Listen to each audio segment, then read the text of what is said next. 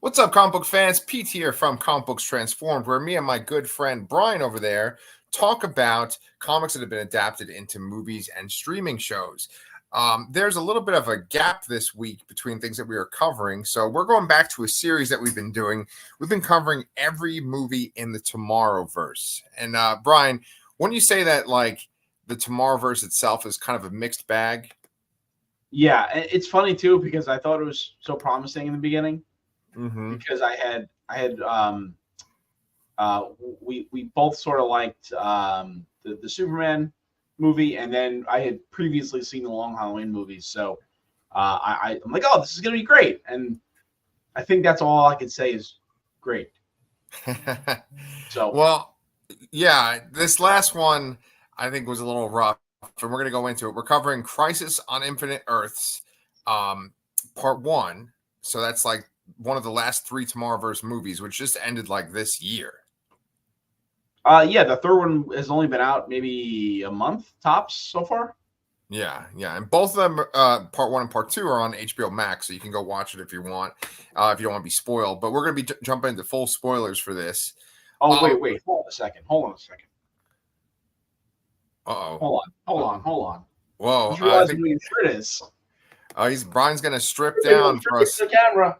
Oh, my God. It finally happened. That's fucking ridiculous. Oh, my God. We had always intended on planning to do this at one point. Maybe we should have did this last week for Deadpool and Wolverine. Yeah. Or for X-Men 97.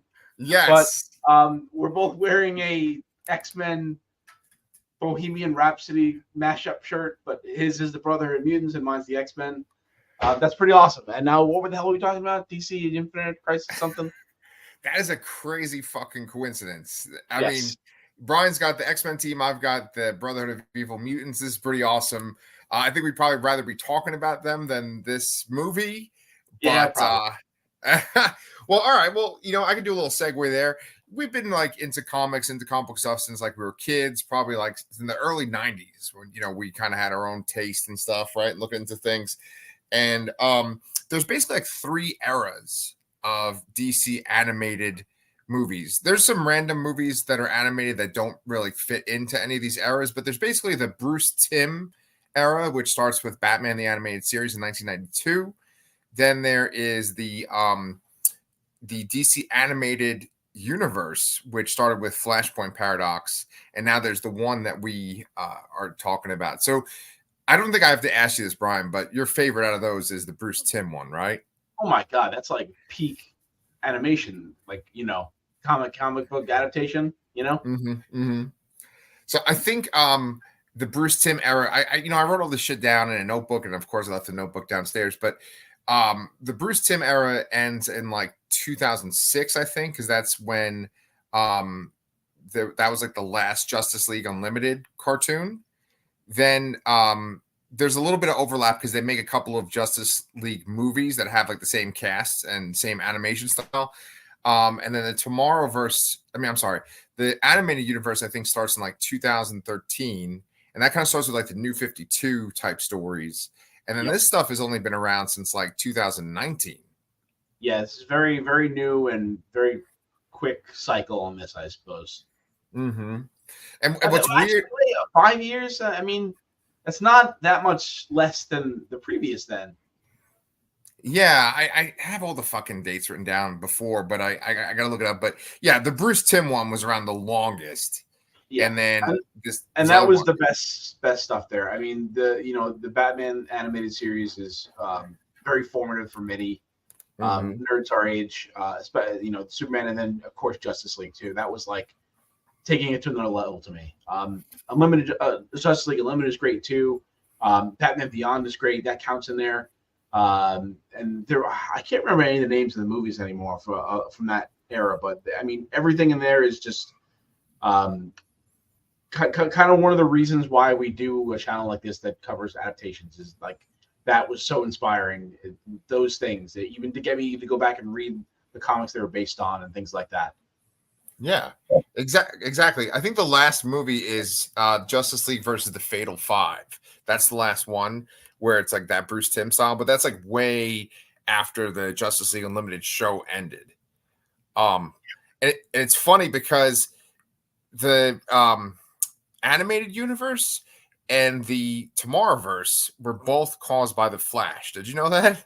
That's funny. Yeah, yeah. I mean, it's Paradox and created this one, right? And then No. So how it works is Flashpoint Paradox kind of starts off like the Flashpoint comic, and it doesn't have that Bruce Timm animation at all in any of it.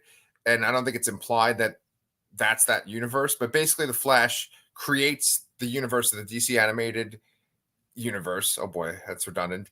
And then at the end of that fucking universe, there's a movie called Justice League Apocalypse War. that's right. Did you see that one? I didn't see that one, and I kept here. I heard it was pretty good actually. Yeah. I didn't see all that many of that animated universe. I know you asked me to list which ones I had seen, but I forgot. So yeah. But I always wanted to cover that. I think we were actually deciding on covering that or the Tomorrowverse, but I think we leaned towards this because it's a complete universe, fresh start sort of thing, and there's not that many, and it kind of gave us some continuity to review some stuff over rather than just a ending of a universe, really. Right. And there's way more of those movies than there are of this one universe. Yeah, but after we finish Crisis, if we have another 3 weeks somewhere, I wouldn't mind covering that one just to compare it to this. Shit, yeah. And actually, Apocalypse War is on HBO Max as well. All right. So it's pretty dark and violent from what I've heard. I've heard the same, yeah. And there's even like a short that is called like Constantine House of Mystery or something like that, and it has like Constantine kind of realizing that animated universe and this Tomorrowverse like are connected. Interesting. No, I didn't even know that, but I knew Constantine was a big part of that last movie there, and that was another reason to watch it too, but I just never got around to it. Yeah. Well, so then why don't we talk about like our issues with the Tomorrowverse? I wrote mine on one of the tickers here. My problem is that they kind of jump around in the timeline and they kind of like leap into the future frequently. And there's like kind of key character beats that they just kind of brush over, like Batman and Superman meeting and, forming the Justice League together. They kind of address it in this movie, but I feel like, and I'm not, this is not an original thought. I've definitely seen a bunch of YouTube videos that have addressed this, but I feel like they kind of had ambitious plans. They were going to take it slower, and it feels like they just had to like cram everything into a few movies. How do you feel? Yes, I'm kind of wondering if the James Gunn DC oh man, what is he calling it? I think it's just called DCU. DCU. Okay, I feel like that, and the start of that's going to be the Creature Commandos. I feel like that's putting the pressure to end this year early. So you're right. It does feel like it's supposed to be a slow burn, and it kind of feels like if you watch all these movies that it almost feels like reading a bunch of random issues of a comic book, and not seeing everything that happens in between. Most of these things feel fairly complete, and especially the those other universes. But here it's just like this: you're getting a glimpse of a very small glimpse that's missing a lot of context. Yep. I have a metaphor too. You have a good metaphor with the comic. I have one that's very similar. I feel like the first 3 movies are like complete stories unto themselves, which is Superman, Man of Tomorrow, Justice Society, World War II, and then Batman: The Long Halloween parts 1 and 2. I feel like everything after that is like a tie-in issue to a crossover, but you're not actually getting the main crossover. You're just getting like the tie-in issue. Yeah. And which is weird because Infinite Crisis is like the crossover. It's like probably the most famous one. Yeah. The DC crossover. Yeah. It feels really weird to be at Infinite Crisis or Crisis on Infinite Earths. But like, what else is weird about that is that they have all this kind of shit that's like world changing, these big events like Flashpoint and Crisis on Infinite Earths. In the comics, there's a very specific timeline in which these things happen. And when you move around when they happen, it just makes it more convoluted and weird, right? Because Flashpoint happens after Crisis on Infinite Earths, you know? And so, like, it's just kind of weird to be at this point. And this movie, honestly, it kind of does feel like a tangled mess. What does make the movie work is that we have Matt Bomer back once again as the Flash. And I mean, his voice is fucking great. Yeah, he makes it sound easy, honestly. Just the way his voice carries everything. I noted in the beginning when I first started watching it that it was in the credits.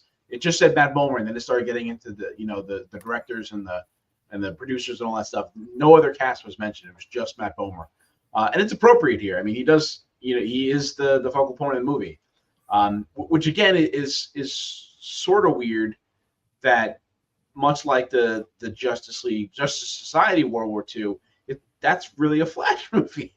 Right. So, and I know Flash is an important part of Infinite Crisis, but still, it was just kind of weird execution. I also have to admit that I have not read Crisis on Infinite Earth in a very long time.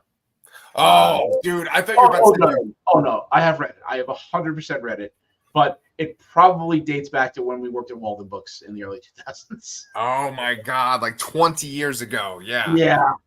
Yeah, it's convoluted, and it's this big epic story with like every fucking DC character. And you started to kind of touch upon like Flash's role in that story. What happens to the Flash, and I don't need to tell you this, but I need to tell our viewers, is that Flash essentially learns about the crisis, and he has to run really fast to like get back to Earth and like warn the superheroes about it. And he runs so fast that essentially like he disintegrates. And there's these like panels of Barry running really fast and like he's just like disintegrating. And we didn't have Barry for like pretty much our entire adult run, or actually going back to when we were kids. I don't think Barry was even around. Yeah. I mean, I knew Barry from, like the Super Friends and things like that, but ultimately, probably most likely because of the Timverse, I was more I was more knowledgeable with Wally and his stories. Yeah. So I mean, I think they're trying to capture that in this movie of like him eventually like fading into nothing, but the way they go about it's really bizarre. Like I was actually confused, and I've been confused with a few of these movies. I was definitely confused with War World. And then the War World is right before this one. I was kind of confused by their choices for Green Lantern Beware My Power, but the story at least made some sense. But basically with this, like maybe you can explain it to me, Brian. Like it just kind of feels like Barry is just like hopping through his own timeline. And it's like they show his origin for a second, or like right after his origin, they show like the Justice League forming, and like there's a battle with the Mazo, there's his wedding, there's like the present where the crisis is happening, and then it's like him and Iris when they're really old. Am I missing anything from that, or no? That and did you mention the super criminals universe? I did not. I'm glad you brought that up. Yeah, he goes to Earth 3 too randomly. Yeah. It seems like everything is in the one universe, and then randomly he's also in Earth 3, which is strange. So, okay, so then with that being said, I know you're going to explain it. So add this in the explanation. That part where it's like him and Iris and they're old, and he's like getting the cable and stuff. That's this universe too? I think so. I mean, it appears that when they're building those towers to stop this wave, they can't finish it. The wave comes early, and Barry seems to freeze time, but except for him and Iris, and they finish it over the course of their lives, while just because they wouldn't be able to do it otherwise. Okay. See, I didn't get that. Like now I get it, because when he wakes up as an old man, a bird is like frozen outside, and I'm like, okay, I don't know what that means. Yeah, they buried that until they got to the portion where all the heroes were gathered, and then they kind of started to show that that's what happened. Okay, so like the Flash really can't fucking do that. He can run so fast that like time seems to freeze, but I don't think he can like freeze the world around him and like another person. Yeah, and especially for such a long period of time. I think it has something to do with the Mazo, because he's there as well, and he was like charging him up. So I don't quite understand what it is, but I'm guessing that's how it was done. Yeah. Okay. Well, that makes a lot more sense. I appreciate you explaining it to me. We're going to talk about Amazo in a second, but throughout Barry's like leaping, he encounters Paragon. And Paragon, do you remember? Because you said it was like 20 something years since you read Crisis. Do you remember Paragon from that? Like barely. Yeah. Paragon's kind of lame because he looks like he's from like the Renaissance. His costume's kind of like that. Like he's from the Renaissance. He's like a noble or something. He's from like another reality. And he's essentially been like cursed to watch all of the other realities die. And so he's just always just showing up and being like, the multiverse is going to blow up. Ah! And that's what he does like every time. And then that's literally all he does. But in this, he's much more like involved and hands-on. Yeah. Well, yeah, I suppose he is a little more involved. Yeah. I mean, he's like at least like a homeless man, and then he kind of becomes Doctor Strange at one point, you know? I was getting some Constantine vibe from that actually, because it looked like that. And I was actually thinking that was him for a few seconds earlier on. Yeah. But yeah, he is more involved there. But he's really only does anything in Earth 3, because that's the one that's getting destroyed at the time. Yeah. I mean, I wouldn't even be surprised if they said that was Constantine, like from another reality, and it's Paragon now. But he didn't have the accent, you know. So I think that it's a little bit of an accent. A little bit of an accent. It doesn't scream Constantine though. Right. Just the only part is when he does the fucking like pentagram kind of thing, and it makes like a little portal like Doctor Strange. Yeah. So, you know, Barry kind of becomes aware of this wave, and then all the other superheroes become aware. And there is one character that happens to just be another character too, which is different from the comics. We're gonna get that to in a second. We're gonna get to that in a second. But I wanted to talk about some of the standout points. Right, we got Zachary Quinto back as Lex Luthor. This time he's in a full fucking robot suit. Where have we seen that before? Yeah, and something much better. Yeah. What do you think of Zachary Quinto as Lex Luthor? I kind of like him as Lex. I will say that maybe I wasn't paying super close attention at the time, but I didn't realize how giant the suit was until the very end. Because the way the perspective they showed, there aren't very many shots showing how big it is. Right. So at the end, it's like somebody's like standing, like Amazo is standing like in front of it when it's crashed down. I'm like, wait a second, what the hell happened? Did he shrink down, or is this thing giant?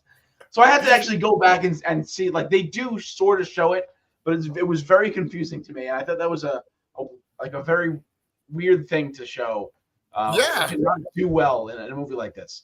Dude, I had the exact same reaction because at one point he like slices its legs off, and I'm like, oh shit, he cut off Lex Luthor's legs. But he's like the size of a fucking Gundam, so he's like just inside of it, deep in there. Yeah. And it's fucked up. I don't have any notes for this, but one subplot is how Amazo was created by Dr. Ivo. Dr. Ivo has some kind of disease, and he's trying to like use superheroes' powers to like regenerate himself or to fix himself. And we find out that fucking Lex Luthor is the one that gave him the disease. That's pretty fucking cold. It is pretty fucked up, yeah. It's a weird idea as well. I mean, I don't remember if that was the original reason. I didn't think it was the original reason for the creation of Amazo, but it's like absorbing meta energy to cure a disease. It seems very inefficient, and the whole idea that the kind of like logic breaking thing that who says it, where it's like, you know, who's the only person capable of creating Amazo, and you know, what are the chances of him getting that person getting this disease or something like that was really a stretch. Yeah, and they kind of lampshade it where they're like, that's ridiculous that this would happen. Yes. And it's because Lex is this cold-hearted bastard. Yeah, Ivo is typically a villain. Like he's just from the crop of villains that are just like, let's make mad science, you know. And in this one, he's a bit more noble. He's actually voiced by the guy that voices Jon Stewart and Amazing Man in this movie too. The same in this movie. In this movie, yeah. So Aldous Hodge? I think so. Yeah, it's either that or the guy that voices Hawkman voices him too. But I'm pretty sure it's like there's one guy that's three people, and I'm pretty sure it's Jon Stewart. What? It's funny because Aldous Hodge was Hawkman in Black Adam. So. Oh shit. Oh, okay. Right. The guy that played fucking Hawkman in the Justice Society movie is that one that was in The Boys, and then he was in Mandalorian. The doctor. The doctor and okay, yes. Yes, I know who you're talking about. I don't remember his name. Yeah, it's all good. Yes, he plays the doctor, and yes, in both things. Yeah, just random fucking trivia. Yeah. But you know what? Like, that brings up a point I didn't put in the notes either, which is that, like, these movies, they have a really good voice cast. You know? Yeah, they absolutely do. Yeah. And there's a lot of people in this as well. I mean, they're kind of pulling from every one of the movies past here with returning roles, but it's just a jarring viewing experience, and I don't know if they're just trying to milk the IP by stretching it out, or they felt that it would have been too long for one entity or even two.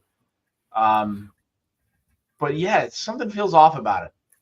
Well, to me, it's like, you know, Marvel has a tendency to title a movie one thing. It's like based on a comic that we know, like Civil War or not Infinity War. That's not a good Age of Ultron, where it's like, oh, I know that story. This is what happens in that story.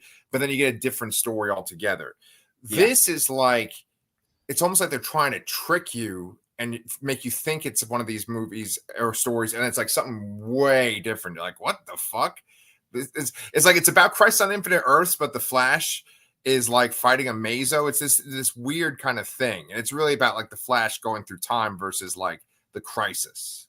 Yeah, but I mean, they eventually do get to the Crisis. That is a big part of it. They're just trying to expand on the Flash's role in it, I suppose. Yeah. The general idea I got is that him, while we're jumping around in time, and his life is that he says he's like time hopping or out of time because he was trying to remember what he had to do, and I guess that's warn people about Crisis. So,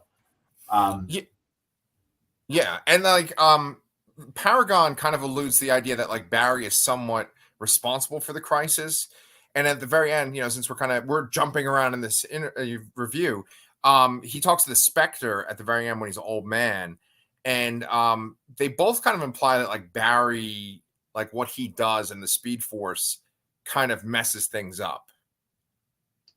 Yes. Which I don't remember that happening in the comic because I guess I don't remember. I really only remember the main beats of it. Yeah. Well, in the Crisis on Infinite Earths comic, I don't think the Speed Force was even invented at that point. Like the idea of the Speed Force wasn't in the comics. I think when Mark Waid comes on in the 90s, that's when it comes. Okay. Yeah. But and we'll talk more about Barry in general, but let's talk about the casting some more. So Stanya Katic is or Katic, she's Wonder Woman and she's Superwoman in this movie. And I always was under the impression that Earth 3 Superwoman wasn't Wonder Woman, but it was like a Lois that was superpowered. Yeah, that's what I thought too. But maybe they're just, and it's funny because they have Alexandra Daddario as Lois Lane in a few scenes in this. So that was actually confusing why they would have her do multiple voices. But I mean, I guess Superwoman is the kind of counterpoint of Wonder Woman in that, what do they call that league? The Crime Syndicate. Crime Syndicate, yeah. So, yeah, that sort of makes sense thematically. But, yeah, it's kind of factually wrong, I guess. Because she had a fucking lasso, too. Yes, yeah. It was some kind of kinky thing. It was like my lasso of submission or something. Yeah. Yeah, it's like, oh, you can tie me up. Well, yeah. So, I mean, I'm just confused with Wonder Woman in this fucking continuity, too. Because, like, the Wonder Woman that's in these movies, I'm pretty sure it's the one that's from the other Earth from World War II. Yes. Because there's a point where the characters that survived Justice Society World War II show up, and they're older. Like you at least see Black Canary there, and she's older. Oh yeah. So then there's two Supermans. I think this both voiced by the same guy. Right. Darren Criss, who did the first Superman movie here, Man of Tomorrow, and then there's like another Superman that's in a relationship with Wonder Woman that might be the Earth 2 Wonder Woman. I think so. But there's only the one Wonder Woman, and it's just like how now that also brings me to think, was that the Superman that was in Warworld? Is that how they met? Oh, Jesus Christ. Okay. See how we're having this fucking discussion and we're confused? Like, as comic book Yeah, fans. everything. So, and then also, too, they brought back, there was like a little Easter eggy thing where they brought back the like barbarian universe thing that Bruce Wayne was in a Warworld. And I was like, what? Why are we back to this? Yeah, that was really fucking confusing. Yeah, and we're gonna get to that in a second too. But just to address what you said, I'm pretty sure that it's the Clark that's in World War II, because he is in that movie. There's like a Superman from that world. Oh, that's right. He is in that. Yeah. And he shows up at the end. That's right. Okay. Yeah. So I think that's go ahead. Okay. That makes sense then. Yeah, I think he's the Clark that gets with Wonder Woman, but it is really jarring because there's this gathering of superheroes in the Monitor's, his whatever the fuck, his ship or whatever, and a couple of people run into each other from different realities, and Superman runs into Superman, and he's like, "Hey, I'm older than you," and then he walks over to Wonder Woman and like kisses her, and they did that in New 52 where Superman and Wonder Woman were together for a little bit, but it always kind of weirds me out because I feel like Superman is so like with Lois, Yeah, you can't separate them. Yeah, but I get it. It's the same kind of mentality where they split up Spider-Man and Mary Jane. It's just more, I guess, to some people, it's more interesting to tell stories where they're apart or there's different potential romance interests. But ultimately, you can't separate Superman and Lois Lane. Right. It just feels weird. I mean, one of the fucking last live action shows in another universe is, I think the last one is Superman and Lois. Yeah. So, some interesting points. They show the, like one of Barry's flashbacks is that he goes and talks to Bruce, or Bruce comes to him, I think, and he has Dick Grayson with him, and he actually wants to put Dick Grayson into the foster system because he doesn't want to take on Dick Grayson. Then we meet another Dick Grayson from another reality, and he's Robin, and he meets the Jensen Ackles Batman. Which is also jarring because you're expecting it to be Nightwing. Right. But because they never showed Robin, they have to use Robin. Right. Yeah, he's kind of like the equivalent of like a fucking what's his name? The one that's in Batman Forever, Chris O'Donnell. Yeah. But I mean, did you like that? What did you think of that? Yeah, it was confusing because it's like, at what point in time are they taking these people from? Because I guess this is when the point in time when Barry and Iris got married. I don't remember when he shows up on their doorstep though. Where it correlates to that wedding there. So maybe it's like before he really made the decision about it, and then he's seeing this and he may change that if he goes back to it. Showing that this is why Batman has Robin now, because he saw this alternate version and then it seemed to work out in a positive manner. So I can't tell if that or if he just didn't do it and life went on. It's just different in this reality. Yeah, it's really fucking confusing. I think that like in the Tomorrowverse, it's like Bruce never had Robin because he thought that was like too irresponsible. That's what Jensen Ackles literally says. So in this weird Tomorrowverse, there's no Robin, so therefore there's no Nightwing. And then Wonder Woman just isn't around at all, like in the modern day. Talk about the Justice League in this universe. Like they formed the Justice League. Well, first of all, I have to point out I really enjoyed that the scene where after they fight Amazo, it's just Superman, Flash, and then Green Arrow shows up. They go to see Bruce Wayne, and it's the scene at the end of Long Halloween. Yes. And it's extended that. And I thought that was a really cool little touch there. It's something that I actually connected and wasn't confused by. Right. And then they form the Justice League, and there's just no Wonder Woman. They have Vixen as like a stand-in, I guess.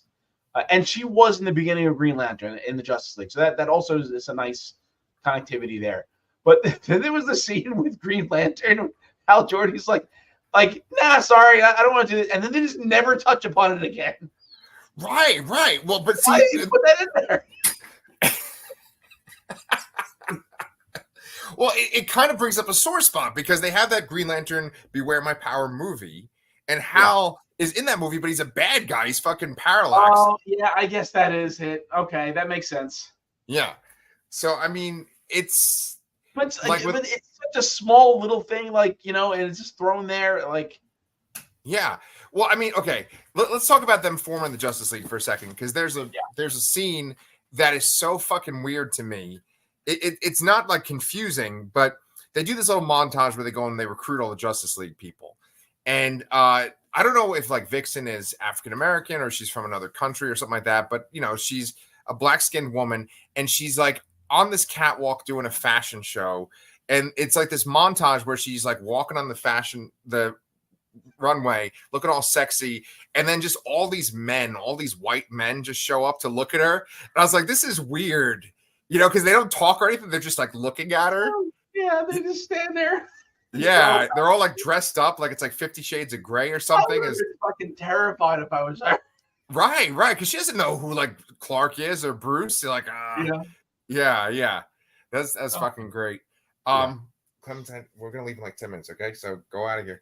But anyway, like going along with the weirdness of this whole universe, right? I was gonna say that like Supergirl is Harbinger, right? But isn't that right? Or was it a different version of her, or from another universe? I mean, okay, maybe that is right, but like Harbinger, I always felt was like her own character, and also like in the regular continuity before New 52, Harbinger and Supergirl were two different people. In New 52. No. Before New 52. Because you remember there's like this story arc. Man, I wonder how many people just get bored or confused by all this shit. There's this one story arc of Batman and Superman, the comic, where Supergirl just shows up on Earth again. Like it's like, oh, this is Supergirl. And the artwork is really awesome. I remember how everyone was really into the artwork. Like Harbinger's with them on like the island of Themyscira. And Harbinger gets killed then too. Okay, you're right, and you're right that the original is a different character. So I'm completely wrong there, but there is some other continuity, I think, where there is some connection between those characters. Yeah. Supergirl is a big part of Infinite Crisis too. Right. I think that Crisis on Infinite Earths. Yeah. Yeah. I mean, yeah, I think that by 3, and guys, I'm gonna have a spoiler for you guys for part 3 if you're watching the series, but like I think that's when she dies, because I think I've seen images of like Clark holding her up. Yeah. But it was just weird that it was like, oh, that's Harbinger. I guess it kind of makes sense because in that Legion of Superheroes movie that she's in, some weird shit happens to her at the very end when she's fighting Brainiac. Yeah, I don't even remember that. That was another whole weird thing. That just felt like you're picking up a comic, after missing 20 issues or something. Yeah. And I would love if there's somebody in the comments being like, well, this is what you guys aren't paying attention to. This explains this. I would love that kind of shit. Because one fucking thing that I get a lot of comments on our channel is the video that we did about how all the people in Watchmen are based on Charlton characters. Yep. And the people are always like, oh, they actually started with DC, or DC is Watchmen. I'm like, I fucking know DC is Watchmen, but they started out as Charlton characters, with Blue Beetle and The Question and Black Canary and Peacemaker. They're all fucking from Charlton. And so I like that you saw some of them in this fucking movie. Yes, we definitely see Blue Beetle and The Question. Question has a couple lines too. Yeah. And he even kind of sounds like the Question from the Bruce Timm universe too. He did, yeah. Yeah. And Blue Beetle at one point, because there's a really good joke actually where like Green Arrow says that's the Phantom Stranger, like barely anyone's ever seen him, and then Blue Beetle's like, no, that's the Question. He never shuts up. I like that part. That was funny, yeah. Yeah. So let's see. I had a couple more tickers. Oh, do you remember 20 years ago when we were working in Walden Books? Do you remember that like they make a new Dr. Light in the comics? Yes. Yeah. I don't remember how that happens, but I'm pretty sure it couldn't have been like this. Yeah, it's so fucking random. Yeah, yeah. You got this machine that makes your costumes in the back. Yeah. Oh, and by the way, here's some powers. Bloop. You know. Yeah. Oh Yeah. man. I don't know why they decided to. I don't know. Maybe Well, they'll expand upon it later. Yeah, because there are characters that are like kind of introduced in Crisis that are major players in Crisis, like that version of Dr. Light, Yes. like Paragon, and then also like Psycho Pirate. And they make him a fucking, they think he's a hero in this too. Yeah, I don't remember him ever being there on that side. Yeah, I don't think so. So it was a little jarring as well. But I guess they have to introduce him somehow, but and maybe not wait in the second movie. Who knows? I don't know. Yeah. I'm so curious to finish these movies to see how it all comes together. Really, I almost wish we could have watched all three and then reviewed it, because I felt so dissatisfied after watching this. Like, if I watched this and knew I had to wait months to watch it, the next part, like I might not have. I might have just given up on it completely. Oh yeah, totally, totally. And I mean, that's been the case with a couple of these DC Tomorrowverse movies. Like, they all end on really fucking weird points. Yeah. Well, right? This feels like it's, hey, you know, we're doing Crisis. Maybe we should do a two-parter. Hey, no, let's stretch it out to 3. Yeah. That's you really get the vibe here with the ending. Well, it's weird because like they use these towers with the Flash's power to like set up this kind of, because with DC it's always about the vibrations and like the vibrations being different with all the worlds. Because the idea with the DC multiverse is that every Earth is essentially in the same place, but they're vibrating at different frequencies. That's why Flash can transfer, right? And so they do this thing where they're able to like essentially just make the Earths like phase through the wave so they don't get destroyed. And it feels like, oh, it's done. But the only indication that like this story is going to continue or there's something bigger is that essentially the Legion of Superhero people in the future start disappearing. Like, and it's very similar to Infinity War. Right. Yes. Where they're just like kind of flaking away. Yeah. I mean, did you like that? What do you think that alludes to? That just basically the future's unwritten? What do you think? Yeah, I don't know what Earths they saved here. I think you're supposed to assume it's one of the one that Tomorrowverse started on, but maybe not. Yeah, maybe that's why they're disappearing, because they weren't actually there. They were just communicating with them in the future, which also was another weird convoluted thing. It's like Dawnstar is there, but the other characters they can only communicate to the future with. Yeah, I know there is a part because the Monitor does show up. And they're like, oh, we should contact Brainiac. He's really fucking smart. And then he's like, oh, you can't use time travel. And he like drops this like time travel orb on the ground or something like that. But then they can communicate with them and they all disappear. I think that Dawnstar was missing in that Legion of Superheroes movie. So this kind of does tie in with that. Was she? No, she was in it. Knows? Okay, all right, never mind. Maybe she goes back with Kara or something. Who knows? But yeah. All right. Yeah, I know. It sounds like we're kind of ragging on this. It's kind of fun. There's some good parts. The stuff with like Amazo and the Justice League, I thought was good. Yeah, I agree. There were some interesting parts there. And again, the voice cast is there. They're doing a good job, I think. Yeah. I like the animation style overall.